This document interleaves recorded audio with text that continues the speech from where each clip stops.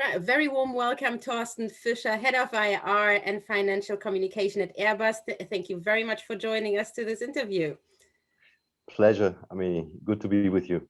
Thank you. And let me start by saying, first of all, congratulations to a fantastic achievement in the Europe Executive Team Survey 2020, where you achieved a clean sweep. First places, first ranks across all the categories, fantastic. I did introduce you as the Head of IR and Financial Communication, but I think there has been a lot of firefighting over the last period. I can tell you, Corona was not an easy thing to deal with. Yeah. How do you see those awards, those rankings? What do they mean to you and your management team? Well, let me assure you that that the award is really highly valued by our top management and by IR. Yeah, I mean, first it represents the recognition of our collective work. Yeah, I mean, not only us but also top management and the whole team Airbus. But even more than this, I mean, it also contributes to the permanent feedback we are seeking to collect from our investors community. And this is important as it helps us to understand if we have an appropriate level of information and all the information they need. Yes, fantastic. You've obviously had a consistent performance year on year. You always ranked in top position, irrespective of the crisis. Obviously, the investment community perceives your work as very successful and very effective. Share with us a little bit, how did you overcome the past period? What was your approach? Well, from an IR perspective, I can tell you Corona crisis was and is really a stress test. Yeah. For us, especially in our industry, for us, communication is, I mean, you know, the market driver and shall be based on transparency. In our industry, we are a bit specific here because we have these very, very long cycles on one side. And on the other side, we have a long lasting and long reaching order book. I mean, more than 7 years for some of our products. And consequently, investors are pretty much used to the fact that they get a very long-term perspective in terms of, I mean, in a non-formal way, guidance, from us. And then Corona kicked in, and suddenly we found ourselves in a situation where some major drivers of our business became a big unknown for a moment in time, at least for a certain period in time, until we gained back the visibility. I mean, just to mention the development of air travel in different regions around the world. I mean, this was a bit like at the very first day, like a collective crystal ball gazing, where we are going to. And so the key question for us was how to provide transparency on one side with limited visibility, where at the same time the investors have a strong need for more information. I mean, you should not forget that in the early days of the crisis, our share price decreased by more than 60% compared to its all-time high we were experiencing at the end of 2019. And in the first 6 months of 2020, we were burning more than 12 billion of cash in terms of free cash flow, i.e. our comfortable cash position was evaporated within 6 months. And you can imagine that when you're in that situation, I mean, shareholders want to have some explanation where we are going to, right? We took some decisions here. So first of all, what was clear to us that communication had to become more short-term oriented. And we also took the decision to resist as much as possible to speculation, and only talk about things which we were really reasonably sure about. That was not easy all the time, but at the same time, it was also clear to us that we need to become much more, even more committing, as it regards to the things we were talking about. So the idea was that we really tried to gain back credibility and trust by walking the talk. From a more practical standpoint, the news flow became incredibly fast during the time, and all statements made by our customers, peers, and competitors attracted suddenly much more interest of our investors than during normal times. And in addition, we in IR had to reinvent a little bit our ways of working, as most of us had to work for a couple of months from home, and in accordance with the travel restrictions and some of the lockdowns, right? And so things didn't become easier. So we had to stay ahead of the news flow, and at the same time preserve or even increase our agility and our alignment, which normally is pretty much built on direct and spontaneous exchanges in the team, as we are located very close by here in France, right? So therefore, we had to increase the number of rendezvous points. So we had to formalize basically our meetings. So there were times where we even had 2 calls per day just to stay aligned. Yeah. The second thing we did is we had to increase our market observation, listening to what our peers and customers were saying. We had to put a special attention on that one. We had to also interact more frequently with the other departments at Airbus. So we needed to get closer to the source of the information, i.e. Extend a little bit our visibility into the company. So getting much closer more spontaneous information, what happens on the customer side, what happens on the supplier side, and so on. And the other thing we also did is we brought together and integrated more the debt and equity communication, which is typically not coming directly from one hand. But as cash was, as there was a strong focus on cash, for example, it was clear that from an equity perspective, we also suddenly need to fill the needs of the rating agencies. Yeah. So all of this happened, and we tried to stick as much as possible to the process, which is really a milestone and a cornerstone in IR. So we are not only an organization which is driven by individuals. So we have tried to rely as much as possible on a very solid process. Yeah, very good. Well, finally, I'm really proud that we got through that. Not only got through that, but we also managed to keep the team spirit up in IR, which is a big asset with us, which was not always easy in terms of working from different kind of locations. Although I have to say, I will be really looking forward to the day where we are all back to work here in Toulouse and sit close together. And then of course I fear that we're going to miss the fun part for a little bit longer, and sorry to my team.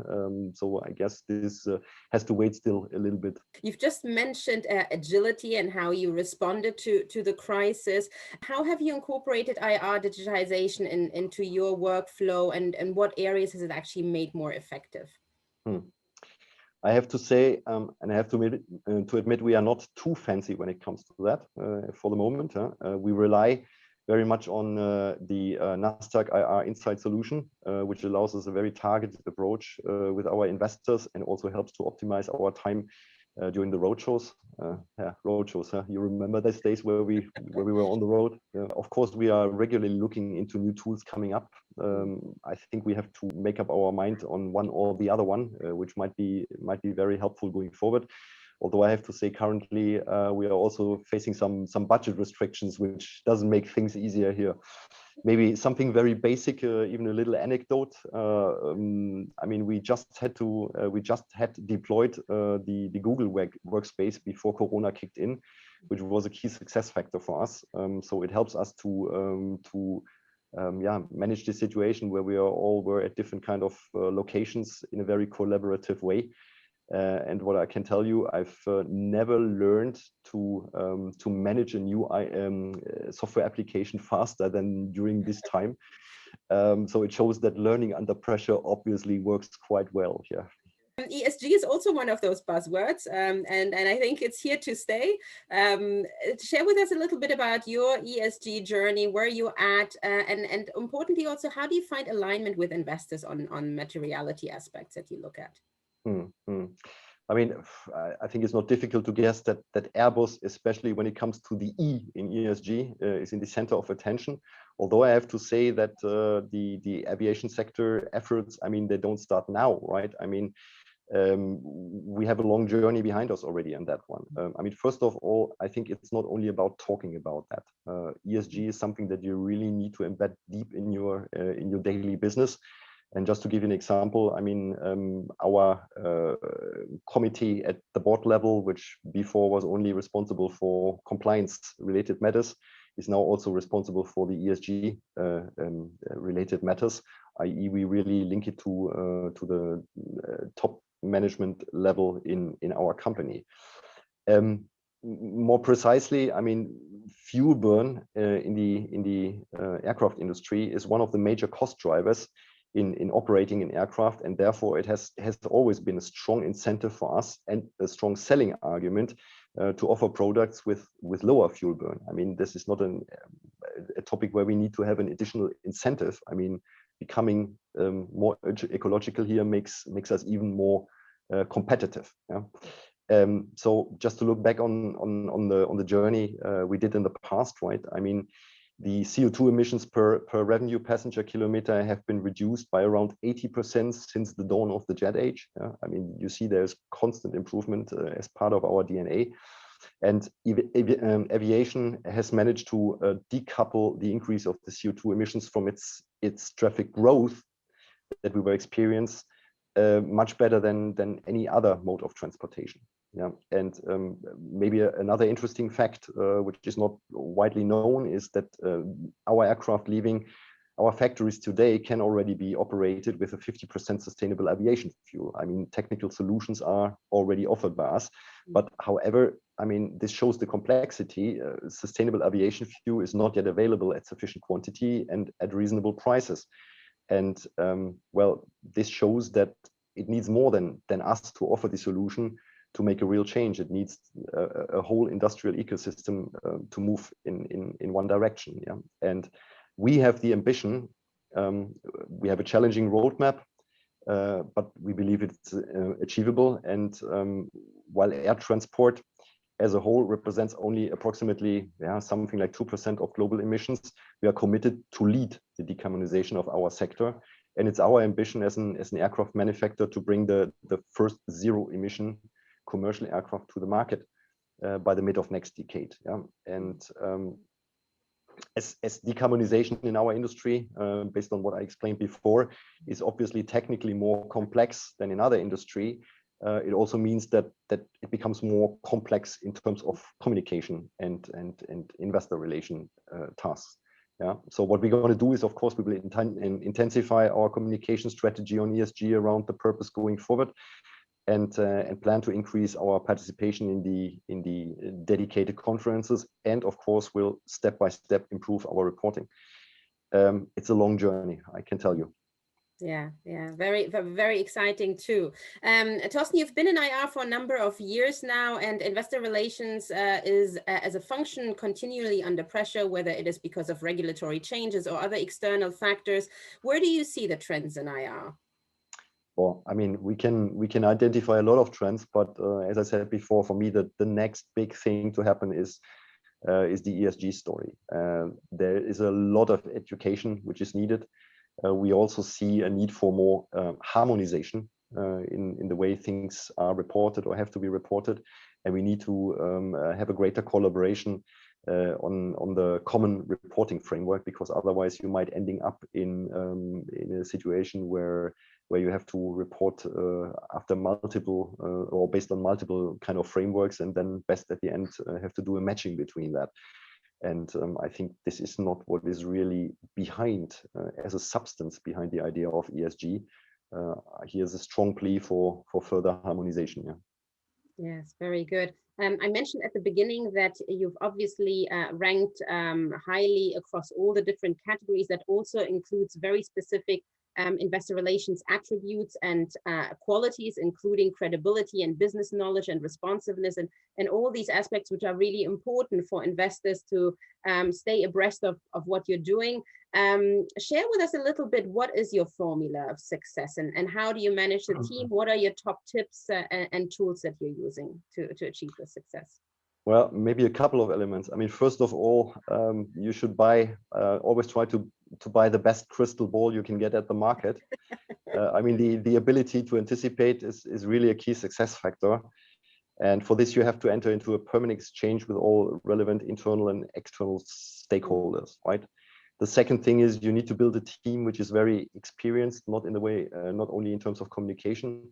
So most of the guys in my team have real operational experience in the company. And then the third element I'd like to mention is maybe a stringent process. It should not be only built on individuals. I mean, you have to have a solid backbone with which you can run that, which also makes you independent a little bit more as it regards to the natural fluctuation in a team. Of course, it is all about simplifying messages, yeah, without becoming unprecise or becoming wrong. I mean, simplicity is really what is needed in investor relations when you try to phrase messages. And the last thing, of course, it really helps if you like the products of your company, right? I'm sure that's a big plus. We'll now switch gear, Thorsten. I hope you don't mind. And on a more personal and lighter note, we'll ask you a quick question round if you play along. The first question I have for you is, name a historic figure, please, that you would like to meet, and what would you ask them? That's really not an easy one. I have to say I don't have idols. Yeah. So when you dig into the vita of historic persons, you will recognize that most of them also had weak points. Yeah, which is not a surprise because at the end they were also human beings. I mean, it would be really interesting to speak to some of them the evening before they were facing their biggest challenge, right? And for example, Charles Lindbergh, the evening before he crossed the Atlantic. It could be quite interesting and educating to learn about his risk assessment and his risk mitigation strategy. Yeah, good question. And do you have a favorite singer or band? Yeah, I mean, yeah, I still like the music of U2, and I somehow have the feeling that I grew older together with them. Yeah, so I don't know, I stick with them. Very good, very good. And do you have a favorite quote from a movie you use regularly?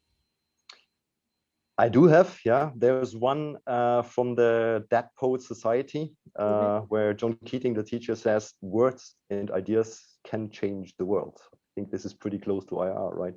Yeah, I agree. And which one is your favorite board game? Still chess.